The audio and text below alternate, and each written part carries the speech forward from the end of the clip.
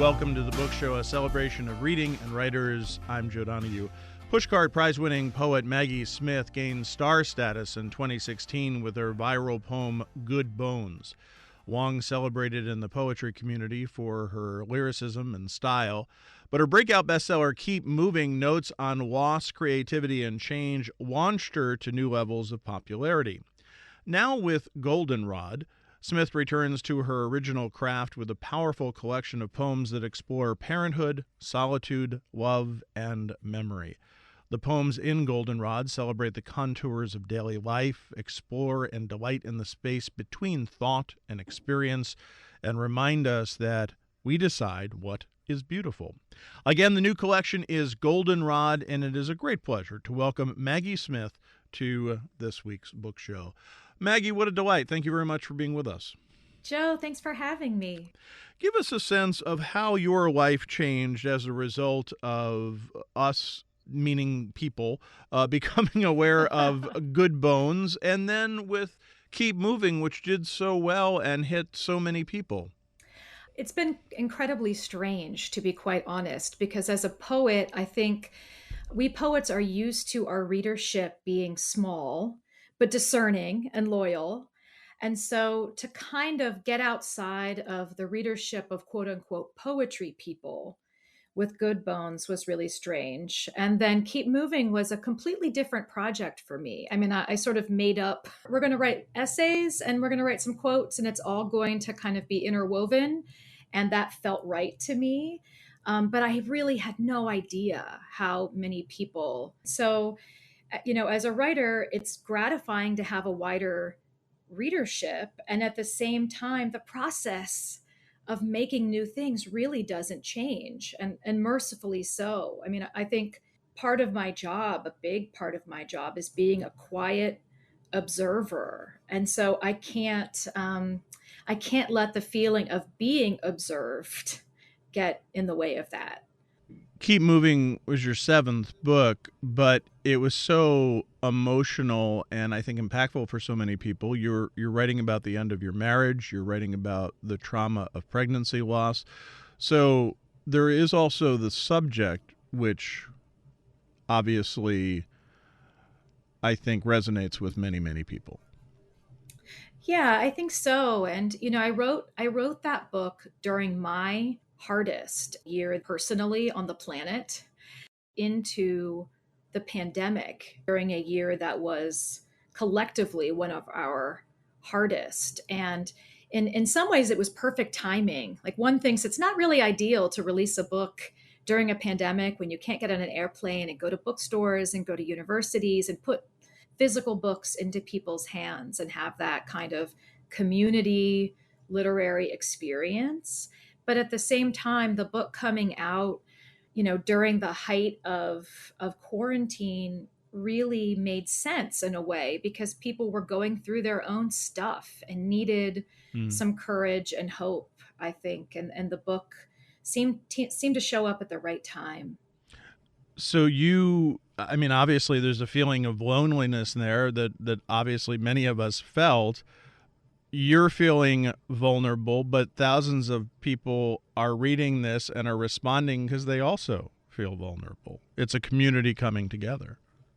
Absolutely. I mean, I felt incredibly fearful and alone going through divorce. I mean, it's a really one of the most destabilizing experiences I think a person can go through. And to have a sense of community, of people reaching out, whether on social media or just getting texts or emails, where people either were going through something similar or, had their own stuff, a job loss, or just trying to parent kids who were Zooming school from different rooms in their house, or having, a scary diagnosis, or a death loss. I mean, there are so many different things that people went through last year, because it's not like the rest of life just got to stop and we all got to focus on COVID. So while this is happening, you feel, meaning the loss of your marriage, you feel incredibly alone, but the whole world is feeling alone. So there is this sense of community that comes together.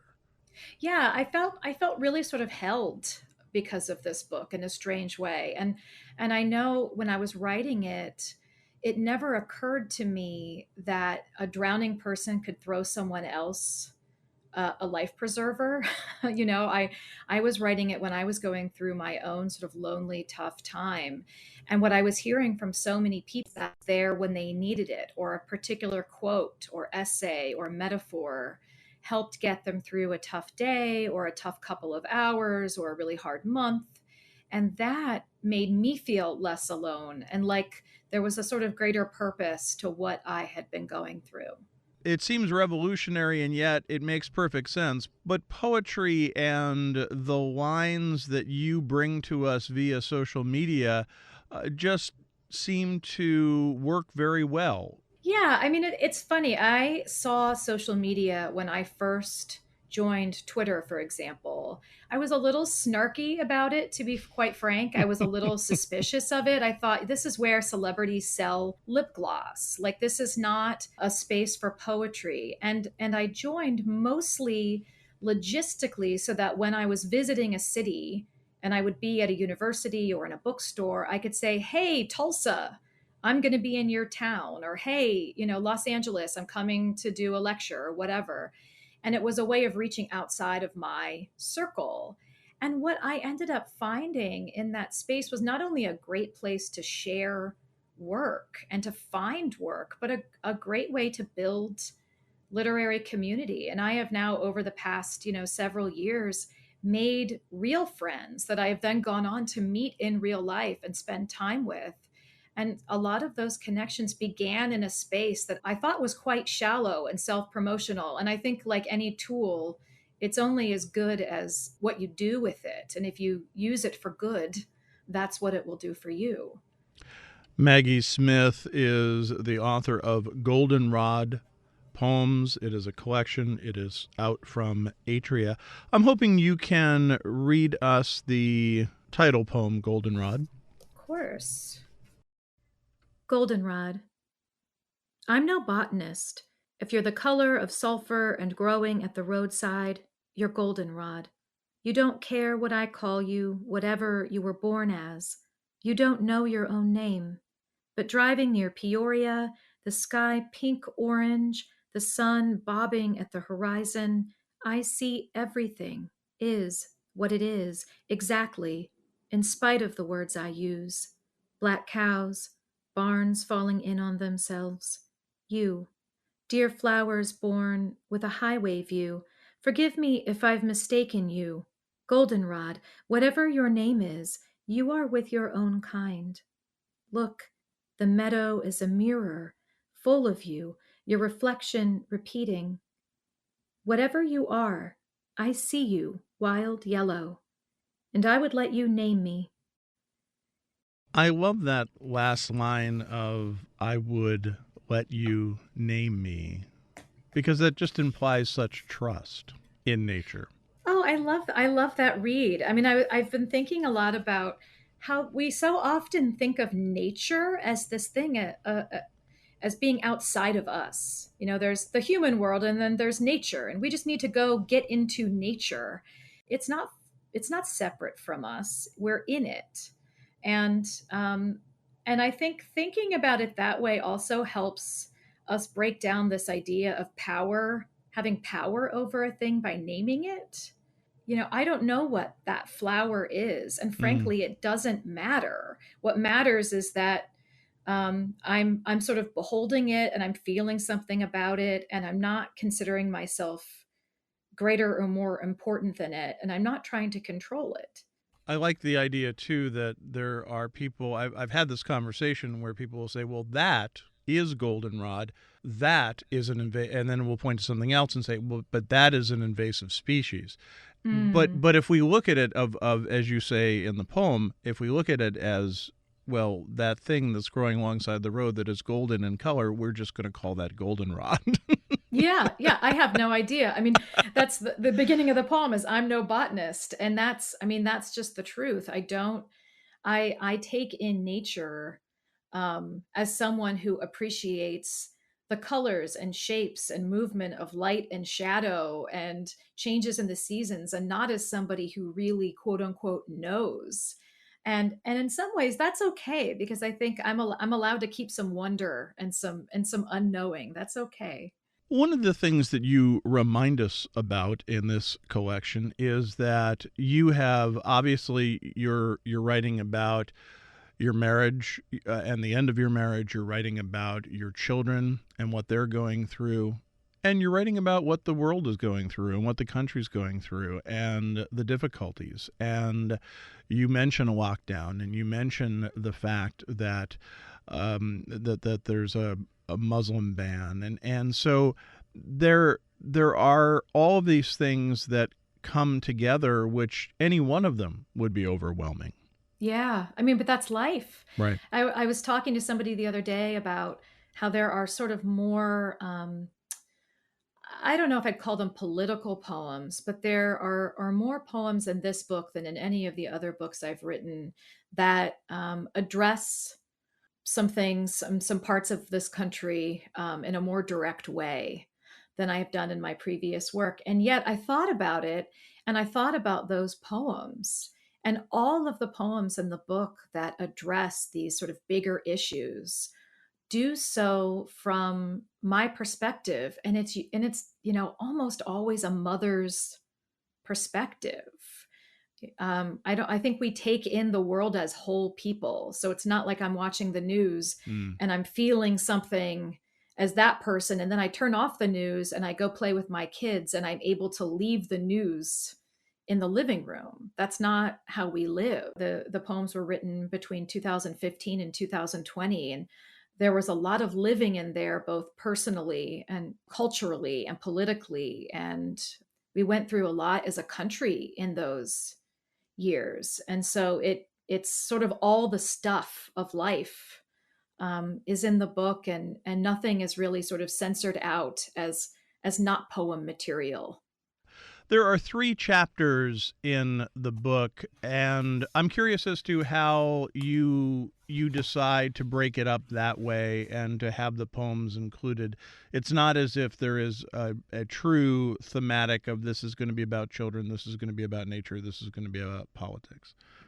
No, you're right, and I'm glad that you read it that way, because I tend to not like very decompartmental. I don't like compartmentalized books as a poet, so I prefer um, to have, say, a series of poems that all feel related, spread out from the front of the book to the back of the book, rather than have all the like poems back to Mm. back to back. And I don't know exactly why that is, except to say that I, as a reader, really enjoy feeling like a writer is leaving me a bit of a breadcrumb trail. And so later in a book, if I see a kind of poem that I've seen before earlier, I really enjoy that sense of familiarity. Like, oh, there's a signpost. I'm going the right way. And I think it helps break up the risk of monotony by having too many like things together. So when I'm putting a book together, really, I'm just doing it one poem at a time. I look through the stack and I think, what do I want the welcome mat to be? Like, what's the Mm. first poem? What's the door in? And so I try out lots of different poems and I look at them and I think, is this the door in? Is this what I want the reader to see first? And they battle it out and one wins.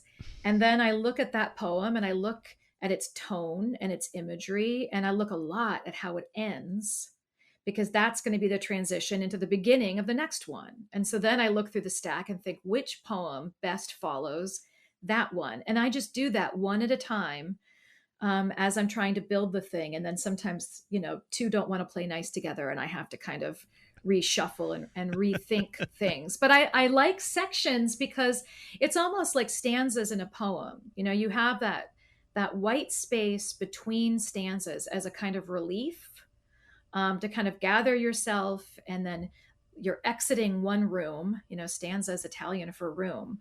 So in a poem, you're exiting one room, and that white space between is kind of like a corridor, a little bit of a breather. Then you Mm. enter the next room. And so I really like having sections however many there are, 2 or 3 or 4 in books, because I think it helps pace the reader's experience of the poems and kind of helps slow things down a bit and acts as a kind of archway from one thing to the next.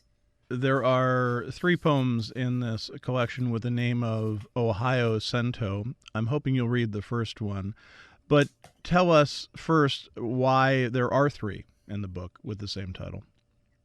Well, there are actually, I think, 8 or 9 Ohio Centos, and only 3 were selected for the book, Aha. because I had originally put more in and didn't quite like the balance. I like just having one little kind of amuse bouche per section, one little taste. And so the poems, the cento form, or cento in Italian, is really a collage form. So all of the lines in these poems are by other Ohio writers, hence the Ohio Cento.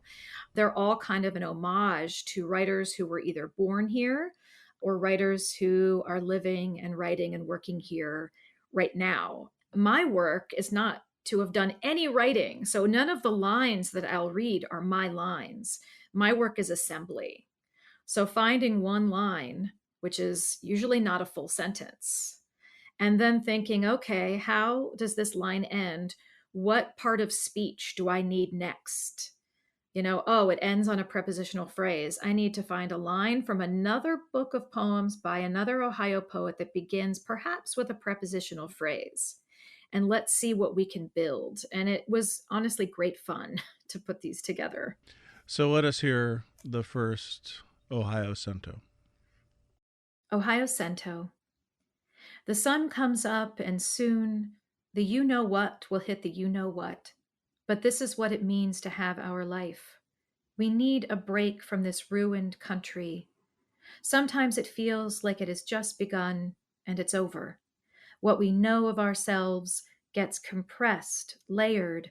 Remembering is an anniversary, every minute a commemoration of being or thinking, or its opposite, a strip of negatives. Some days I don't even know how to be. I sink my feet past time and the Olentangy, as if loneliness didn't make us in some absurd blessing, if there even is an us.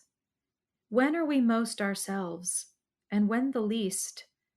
Is it too late except to say too late and hear the whole world take a rain check? I worry it is. It's a beautiful reading, Ohio Cento, from the collection Goldenrod by Maggie Smith. The idea of assembling that, it could have been, I assume, brighter. It could have been more dire.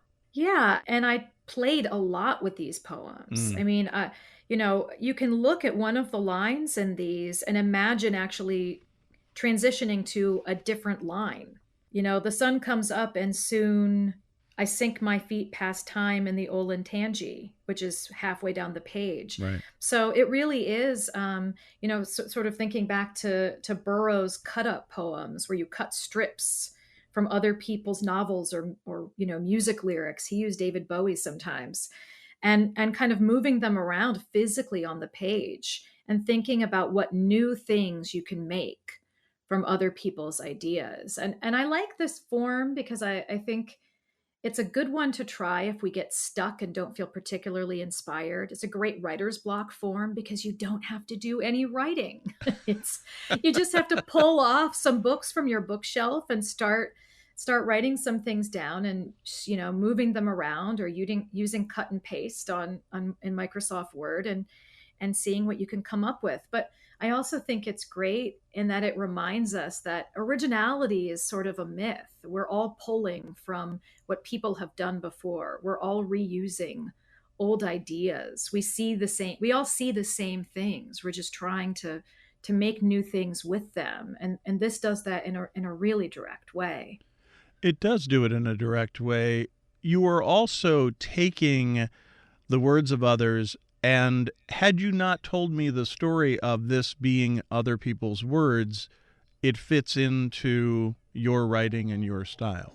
I love that you said that because to me, when I read this poem, it feels like my poem. Right. And it feels like something I would have written. And these are things I would have said.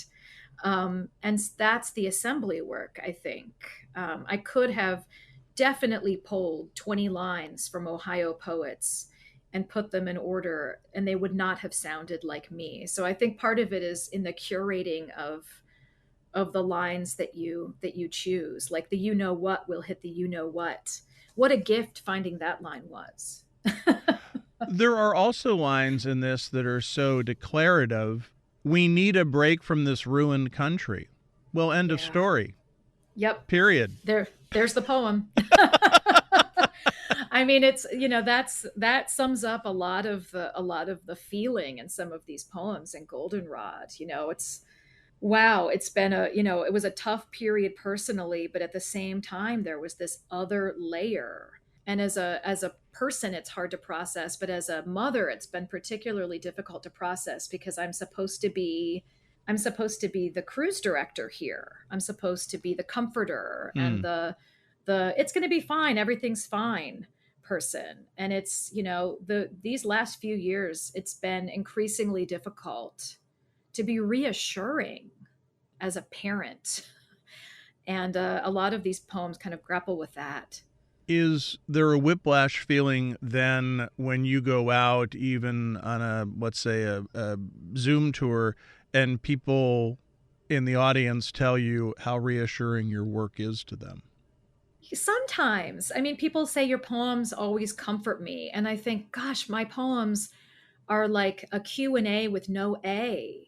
So many questions. And often I go to the page with 100 questions. And when I'm done with the poem, I leave the page with 200 just better articulated questions. But I think, I don't, it's in some ways, it's none of my business what readers get from my work. How it makes them feel is really none of my business because once I finished it, my work is done. But I think that maybe some of the comfort or reassurance that readers get from these poems is about not feeling alone. Not that the poems tell them everything is fine, but that the poems remind them that everything isn't, but could be again. And it sort of mirrors the way that they've been thinking about things but couldn't quite articulate. Mm-hmm. That does something for me. If I read something and I just feel seen, oh my gosh, that's exactly what that feels like. Or I've completely had that experience, or I've never been able to come up with the right metaphor for X, but this person has just done it for me. I think that's comforting, regardless of how difficult the subject matter might be. So let's explore that for a moment. So if you want people to interpret it the way they want to interpret it, obviously that's very cool. Are you writing at all for the audience? Are you interested at all in writing for the reader, or is it always writing for you and the catharsis that comes from that? Well, I don't know that I would call it catharsis, and I don't want to sound like this is a closed circuit, but I really don't think about the audience when I'm writing. And not because I don't care about readers enjoying the poems or getting something out of them. I know myself well enough that I thought if I thought too much about who was going to read the things and where they might land and whose hands they might end up in, I might never finish a poem. Mm. If I had known how many people would read Good Bones, if someone had told me when I was drafting that poem on a legal pad in a Starbucks that Meryl Streep would read it at Lincoln Center, I never would have finished it because it never would have been ready for her. And so, yeah, it never would have been ready for that much exposure. And so it's better for me, I think, as a writer to have a conversation with my own mind on paper, to get to a point with the poem where I feel like it's done the work it came to do. It's surprising to me. Mm. It's doing its job, which is not a job I gave it. It just does what it showed up to do, regardless of what I might have had in mind. And then what happens after I send it into the world, it's kind of like, pushing a boat. down a river, and I have no idea who's downstream, and I don't know what they'll think of the boat or if the boat will even be floating by the time it reaches them. But I did my job. And so it's just incredibly gratifying and always surprising for me to hear where the poems go and what they might do for other people. I think it's the way I process things. And it's interesting because I don't keep a diary. I'm not a journaler. So I don't actually write to process everything, because I think if I did that, I'd probably have a daily little book that I wrote in. And so if something was troubling me or if I was worried about something, I would have a place to take it. But really, I don't do any writing unless I plan to share it later. I mean, when I sit down to write a poem, I may never share it, but my intention is that it's not just going to live in that little notebook forever. I mean, my hope is always that it will someday be ready to be kicked out of the nest. And I do think I need to write. You know, when people ask, why do you write poems? I sometimes joke that I'm not good at anything else, which is kind of true. I mean, I'm a decent cook and I'm pretty funny, but I don't really have any other talents. So thank goodness I found I found something I can kind of do. But also, yes, like I don't know how to turn it off, I guess is the other way of saying it. So it's not just when things are bothering me. If I'm walking my dog, on a really muggy day, and I look up and I see something about the way a tree is making a shadow on the ground, I get a scrap of language in my head. I hear a phrase or a line, and I have to get it down. And if I'm lucky, that thing will pick up momentum and grow into something, whether it's that day or the next week or sometimes 6 months later. I don't know how to turn off the thing in me that sees or hears or smells or thinks about things and then tries to make it into some little concise and cohesive whole. It's just what I do. Maggie Smith is the author of Goldenrod Poems. It is a collection. It is out from Atria. Maggie Smith, a delight to have you on this week's program. I thank you so much for sharing with us. Thank you. This was a joy. We enjoy hearing from our listeners about our shows. You can email us at book@wamc.org. You can listen again to this or find past book shows via podcast or at wamc.org. Sarah LeDuc produces our program. Bookmark us for next week. And thanks for listening for The Book Show. I'm Joe Donahue.